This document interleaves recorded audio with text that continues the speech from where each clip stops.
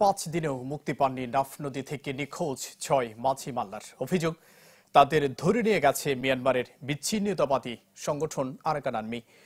বিস্তারিত জানাতে কক্সবাজার থেকে সরাসরি যোগ দিচ্ছেন সহকর্মী আজিম নিহাদ। আজিম, নিখোঁজদের উদ্ধারে কোনো তৎপরতা কি আছে প্রশাসন বা আইন শৃঙ্খলা বাহিনীর?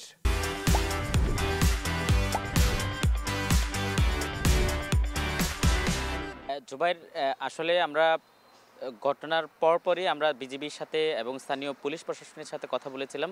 তারা যেটি বলছেন যে তাদের সেন্ট মার্টিন যাওয়ার বিষয়ে যে কথাটি উল্লেখ করা হচ্ছে সেই ধরনের কোনো সত্যতা তারা পায়নি, এবং সেন্ট মার্টিনে যে মানুষটার জন্য তারা রড সিমেন্ট নিয়ে যাওয়ার কথা বলা হচ্ছে সেই ধরনের কোনো মানুষের অস্তিত্ব সেখানে পাওয়া যাচ্ছে না। ফলে এখানে অভিযোগ উঠেছে যে মূলত শাহপুরের দ্বীপের ঘাট থেকে রড সিমেন্ট এবং অন্যান্য যেই নির্মাণ সামগ্রীর বোঝাই করে তারা দুটি ট্রলার মূলত মিয়ানমারে পাচার করতে গিয়েছিলেন বলে সেখান থেকে একটি অভিযোগ উঠেছে। সে কারণে হয়তো তাদেরকে সেখানে আটক রাখতে পারে, কিন্তু এখনও পর্যন্ত বিজিবি কয়েক দফা যোগাযোগ চালিয়েছে, তাদের কাছে কোনো স্পষ্ট তথ্য নেই এবং আমরা এই বিষয়টি নিয়ে প্রকাশ্যেও তারা কথা বলতে চাচ্ছে না। এবং যেই ট্রলার মালিক সমিতির আব্দুর রশিদ, তার দেওয়া তথ্যগুলো আসলে বিভ্রান্তিকরই মনে হচ্ছে, গণমাধ্যমের কাছেও মনে হচ্ছে যে এটি অত্যন্ত বিভ্রান্তিকর, কারণ তিনি এক এক সময় এক এক ধরনের তথ্য দিয়ে যাচ্ছেন। ফলে তারা টেকনাফ থেকে সেন্ট মার্টিন যাওয়ার পথে অপহরণ হয়ে বা নিয়ে গেছেন আরাকান আর্মি, নাকি মিয়ানমারে মূলত পাচার করতে গিয়ে আটকা পড়েছেন সেই বিষয়টি এখনও স্পষ্ট করে বলা যাচ্ছে না। তাদের বিষয়ে বলা চলে যে এখন পর্যন্ত কোনো ধরনের তথ্য নেই।